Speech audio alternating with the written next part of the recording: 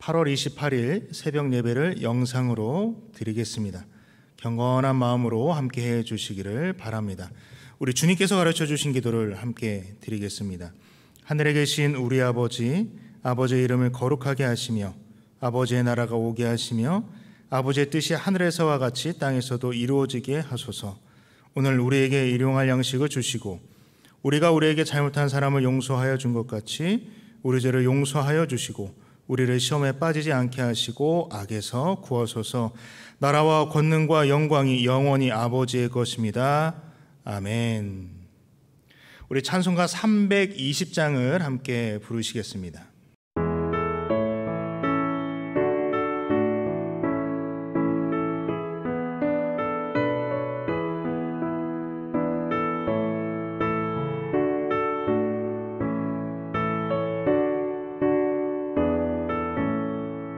나의 죄를 정케 하사 주의 일꾼 삼으신 구세주의 넓은 사랑 항상 찬송합니다.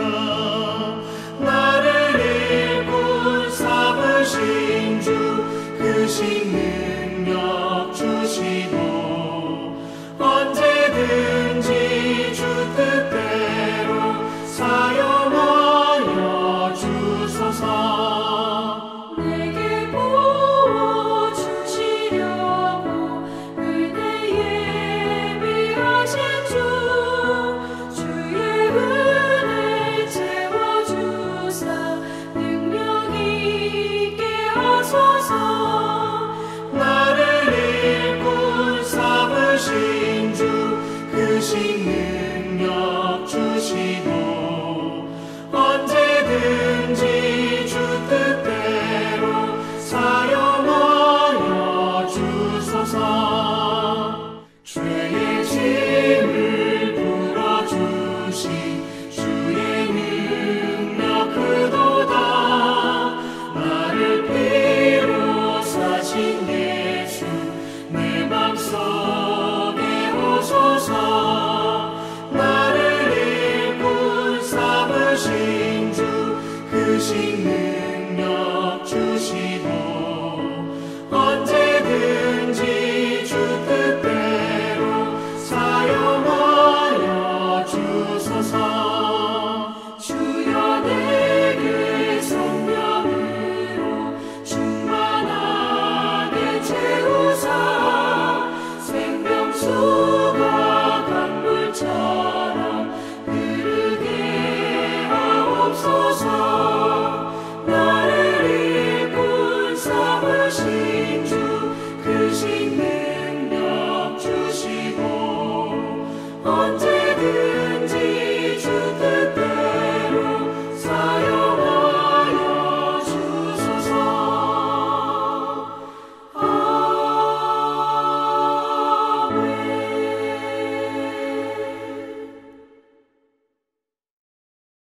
성경 말씀은 로마서 15장 14절부터 21절까지의 말씀입니다. 내 형제들아, 너희가 스스로 선함이 가득하고 모든 지식이 차서 능히 서로 권하는 자임을 나도 확신하노라. 그러나 내가 너희로 다시 생각나게 하려고 하나님께서 내게 주신 은혜로 말미암아 더욱 담대히 대략 너희에게 썼노니 이 은혜는 곧 나로 이방인을 위하여 그리스도 예수의 일꾼이 되어 하나님의 복음의 제사장 직분을 하게 하사 이방인을 제물로 드리는 것이 성령 안에서 거룩하게 되어 받으실 만하게 하려 하심이라. 그러므로 내가 그리스도 예수 안에서 하나님의 일에 대하여 자랑하는 것이 있거니와 그리스도께서 이방인들을 순종하게 하기 위하여 나를 통하여 역사하신 것 외에는 내가 감히 말하지 아니하노라. 그 일은 말과 행위로 표적과 기사의 능력으로 성령의 능력으로 이루어졌으며 그리하여 내가 예루살렘으로부터 두루 행하여 일루리곤까지 그리스도의 복음을 편만하게 전하였노라. 또 내가 그리스도의 이름을 부르는 곳에는 복음을 전하지 않기를 힘썼노니 이는 남의 터 위에 건축하지 아니하려 함이라.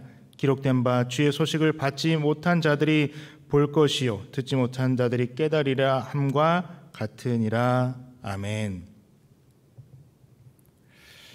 우리 믿음의 사람들이 많이 쓰는 표현 중에 은혜 받았다라는 말이 있습니다. 우리 마음에 뭔가 감동이 올 때 우리는 은혜 받았다라고 합니다. 그런데 여러분, 이 은혜는 누가 주시는 은혜입니까? 하나님이 주십니다. 그래서 우리는 은혜를 하나님의 은혜라고 하죠. 오늘 로마서를 기록한 사도 바울은 이 하나님의 은혜로 지금의 자신이 있다, 지금의 자신이 되었다라고 그렇게 고백을 하고 있습니다. 우리 고린도전서 15장 10절 말씀을 함께 보겠습니다. 그러나 내가 나 된 것은 하나님의 은혜로 된 것이니 내게 주신 그의 은혜가 헛되지 아니하여 내가 모든 사도보다 더 많이 수고하였으나 내가 한 것이 아니요 오직 나와 함께 하신 하나님의 은혜로라. 아멘. 바울은 하나님의 은혜에 대해서 두 가지를 말씀하고 있습니다. 첫 번째는 하나님의 자녀가 된 것이 하나님의 은혜라는 말씀입니다. 이것이 우리가 또 일반적으로 말하는 은혜이죠. 디모데전서 1장을 보게 되면 이 바울은 자신의 과거에 어떠한 사람이었는지에 대해서 고백을 하고 있습니다. 전에는 하나님의 복음을 회방하고 그리스도 예수를 믿는 사람들을 핍박하고 박해하고 폭행하는 사람이었다라고 그렇게 자신의 과거를 털어놓습니다. 그래서 자신은 죄인 중에 괴수다, 죄인 중에 우두머리였다라고 고백을 합니다. 그런 자신이 하나님의 아들을 믿음으로 말미암아서 하나님의 자녀가 된 것, 하나님의 아들을 통해서 구원을 받은 것이 하나님의 은혜라는 것입니다. 이것이 바울이 말하는 하나님의 은혜의 첫 번째입니다. 두 번째 은혜는, 또 다른 하나님의 은혜는 무엇이냐? 하나님의 사명을 받은 것 또한 하나님의 은혜라는 것입니다. 앞서 보신 고린도전서 15장 10절의 말씀에도 있지만 오늘 우리가 함께 본 이 로마서 15장 15절 그리고 16절에도 이렇게 말씀을 하고 있습니다. 그러나 내가 너희로 다시 생각나게 하려고 하나님께서 내게 주신 은혜로 말미암아 더욱 담대히 대량 너희에게 썼노니 이 은혜는 곧 나로 이방인을 위하여 그리스도 예수의 일꾼이 되어 하나님의 복음의 제사장 직분을 하게 하사 이방인을 제물로 드리는 것이 성령 안에서 거룩하게 되어 받으실 만하게 하려 하심이라 라고 말씀하고 있습니다. 하나님을 적대했던, 하나님의 뜻을 알지 못했던 자신을 복음의 사역자로, 복음의 증거자로, 사도로 세워주신 것이 하나님의 은혜라는 것입니다. 하나님의 사명자로 세워주신 것이 하나님의 은혜라고 말씀하고 있는 것입니다. 사도행전 9장 15절을 보시게 되면 하나님께서 사울을 변화시키시면서 이렇게 아나니아에게 말씀하셨습니다. 주께서 이르시되 가라, 이 사람은 내 이름을 이방인과 임금들과 이스라엘 자손들에게 전하기 위하여 택한 나의 그릇이라 라고 말씀해 주셨습니다. 그러니까 지금 사도 바울은 이방인들을 위해 택하여진 사도입니다. 이방인들에게 복음을 증거하기 위한, 이방인들에게 복음을 전하기 위한 사역자로 하나님께서 세워주셨다라는 것입니다. 그래서 바울이 오늘 16절에 이방인들을 위해 그리스도 예수의 일꾼이 되도록 자신을 하나님께서 만드셨다라고 말씀하고 있습니다. 그런 자신이 감당해야 되는 것은 16절에 이렇게 표현합니다. 하나님의 복음의 제사장의 직분을 감당해야 된다라고 그렇게 설명을 합니다. 여러분, 제사장의 역할이 뭡니까? 구약의 제사장을 보게 되면은 하나님께 제사를 드릴 때 제물을 이제 제단에 바칩니다. 그런데 그 제물을 바칠 때 아무거나 바치지 않습니다. 흠이 없는 것, 좋은 것을 골라서 그 이제 동물을 이제 제단에 바치게 되는데 그냥 바치지 않죠. 각을 떠서 바칩니다. 각을 뜬다라는 것은 죽여서 드리는 것입니다. 바울이 감당해야 되는, 바울이 감당하고 있는, 바울이 감당한 이 하나님의 복음의 제사장도 하나님께 마찬가지로 제물을 드려야 합니다. 어떤 제물을 드리느냐? 16절에 보니까 이방인을 제물로 드린다고 합니다. 구약에서처럼 동물을 드릴 때처럼 죽여서 각을 떠서 드린다라는 것은 아니죠. 그런데 죽이긴 죽입니다. 옛 모습, 옛 자아, 이 죄악된 모습을 죽여서 하나님께서 기쁘시게 받을 만한, 기뻐하실 만한 제물로 만들어서, 그러니까 하나님의 자녀로 만들어서 거룩한 산 제물로 하나님께 드리는 것이 이 바울의 역할이라고 하는 것입니다. 이것은 무엇을 말씀합니까? 하나님께서 자신에게 맡기신 하나님의 복음의 제사장은 이방인들을 구원하는 그런 역할이라는 것입니다. 이방인들을 전도하는 것입니다. 바울은 이렇게 사명이 주어지고 사명을 위해 살아가는 것조차도 하나님의 은혜라고 우리에게 말씀하고 있는 것입니다. 그래서 이 바울의 말씀을 빌리자면 우리가 영적 대행진을 진행하고 있는데 우리의 마지막에 선교의 존재로 살아가는 것, 이것은 우리에게 부담으로 다가와야 하는 것이 아니라 오히려 우리에게 주신 하나님의 은혜로 다가와야 한다라고 하는 말씀입니다. 그래서 바울이 아무리 자신이 수고해도 모든 것이 다 하나님의 은혜이기 때문에 하나님의 은혜로 구원을 받았고 자녀로 삼아주셨고 그 은혜 가운데에서 하나님께서 이 사명을 맡겨주셨기 때문에 자신이 아무리 수고해도 모든 것은 다 하나님의 은혜이기 때문에 자신 할 말이 없다라는 것입니다. 자신이 자랑할 것이 없다라는 겁니다. 내가 그렇게 수고했지만 이것은 내가 자랑할 것이 아니라 하나님밖에는 자랑할 것이 없다라는 것입니다. 하나님께 쓰임 받음을 자랑할 수밖에 없다라고 오늘 17절과 18절에 말씀하고 있습니다. 우리 한번 같이 보겠습니까?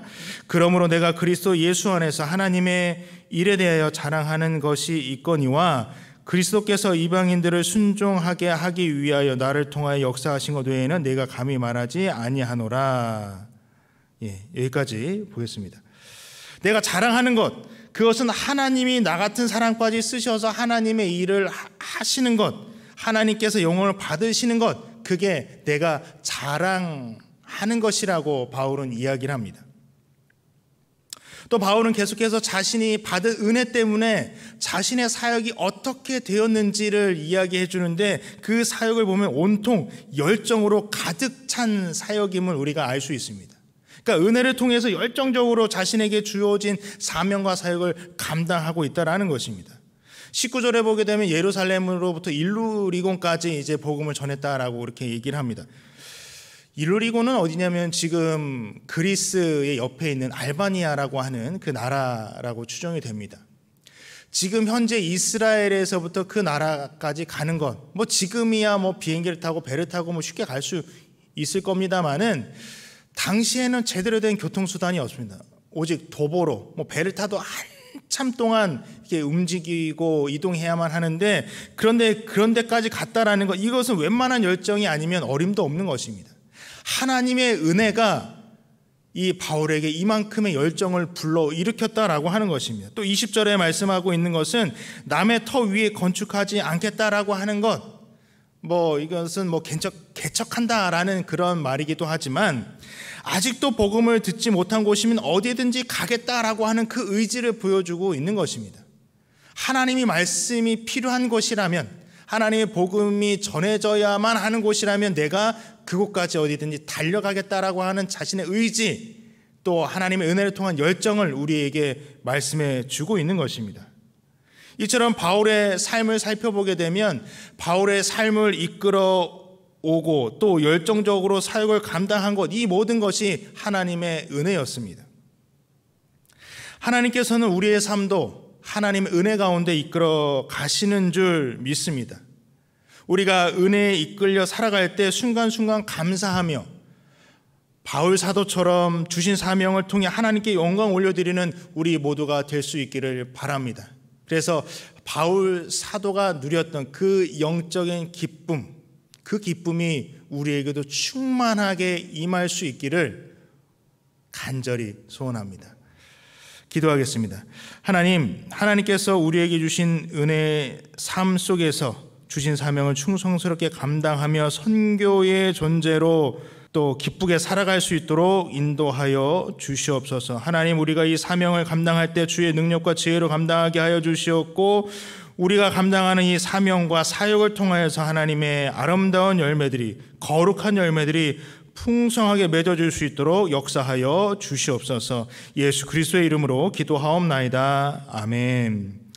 이제 각자의 처소에서 기도하시되 개인을 위해서뿐만 아니라 코로나19 극복을 위한 번동 가족 기도 제목을 갖고 함께 기도해 주시면 감사하겠습니다. 우리 주여 세 번으로 짓고 함께 기도하겠습니다.